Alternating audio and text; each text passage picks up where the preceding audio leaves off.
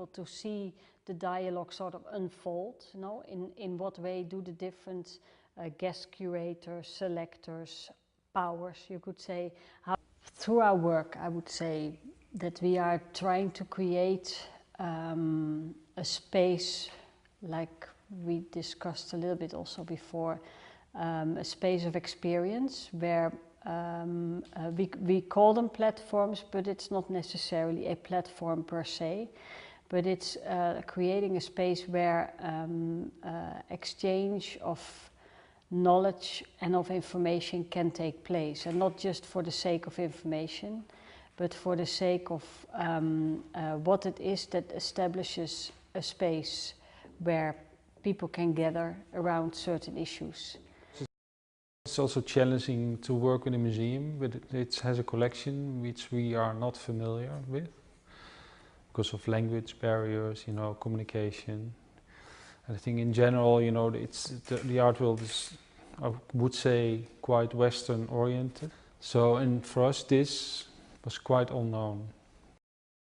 We used to refer, or we are referring to that way of relating to that collection as a discussion piece. So somehow you build through these works, you build relationships with the work, but also among each other. You know, you sort of activate your own memory. So what does a collaboration mean? You know, if you are speaking about art and about artworks and about your encounters with different events and artworks and performances, and how do these different things relate to how you develop yourself as an artist or as a collaboration in our case.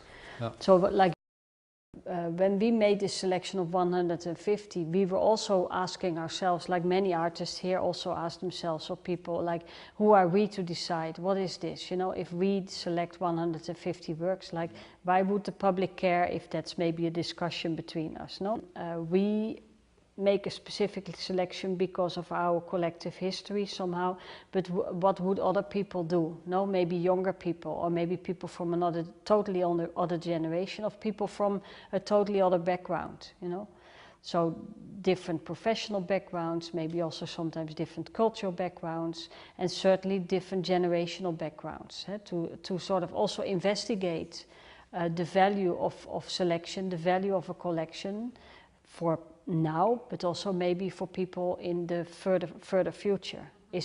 How relevant is that? No, that was in a way the question. So what I find interesting is how you can sort of, from the individual objects or the leftovers or the stories, how you can sort of excavate not only the past reasons, for example, for building a collection, but also, and maybe more importantly, of what that could do, not what it could mean, but what it could do today, or what it does today. The reason why we go into this kind of dialogue, certain situations, is also to think aloud, no? To express your thoughts aloud, and to exchange about these ideas of what it could do today, or what it does today. And my expectation would, and that's also why we very simply, no, it's in a way very straightforward, put up these interviews, that you actually create through these different talking heads all these different ideas that relate to the same issue, to the same question, which is a collection, a museum, an archive of objects, you know, where what we maybe as societies take for granted, or we think it's that yes, we should do that, and yes, we should also do that in the future. But I would expect from such projects that we, as the first persons, but then once we do that, we are also public, basically, and public that comes then after to see what all this is, no?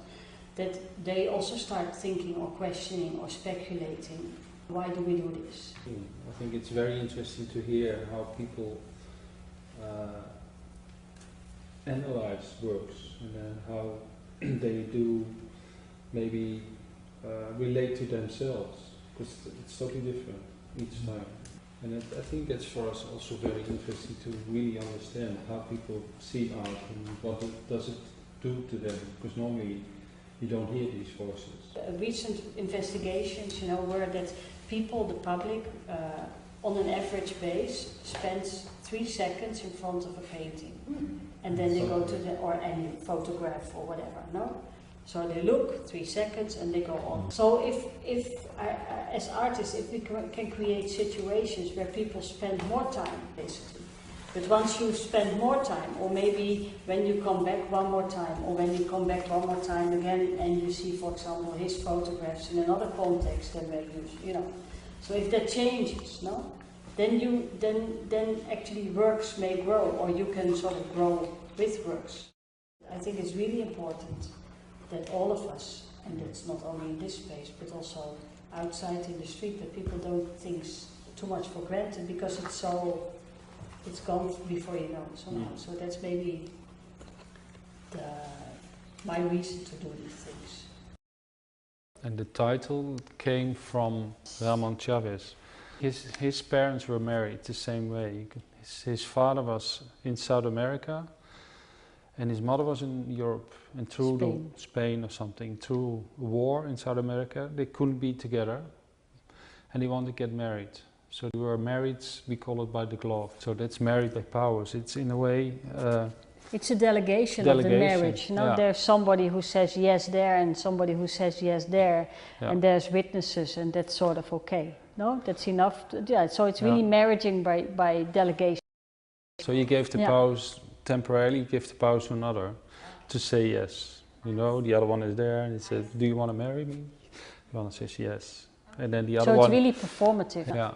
I think it could be interesting because that allows people to see the dialogue sort of unfold. You know, in what way do the different guest curators, selectors, powers, you could say, how do they relate to the collection other than we, and how does that sort of also get into conversation with each other? Not literally, but they follow each other in time. So, and there are 3 works that stay, which we call the parameter works, or the works that you can sort of hold on to, or that we hold on to somehow, that's maybe as a form of a hunch that somehow form, let's say, an underlayment that others can either relate or not relate at all to, in relationship also to what they choose.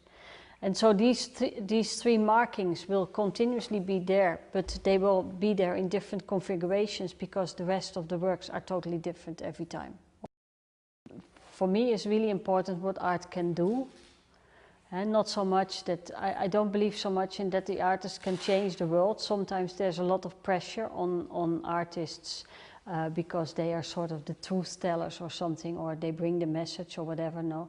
And I don't believe in that. I don't think that artists can change the world. There was some years ago, a guy said to us, like, artists don't change the world, it's people that change the world. And art may sort of bring them ideas to, you know, start to think of how they can do that, but art is not the answer to it. No, it would be really ridiculous to ask that from art or from artists.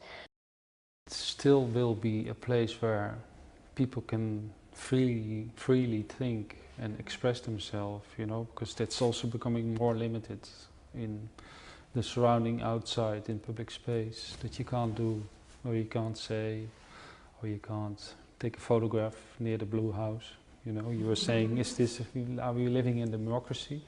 And then in a museum, it's maybe, and also we see it as some sort of public space, because people are coming. There's, in principle, no limitation. You know, there's a free flow of thoughts and expression and discussion going up and down through the artworks and the visitors. So maybe in the future it will be becoming even more important than it is. Yeah.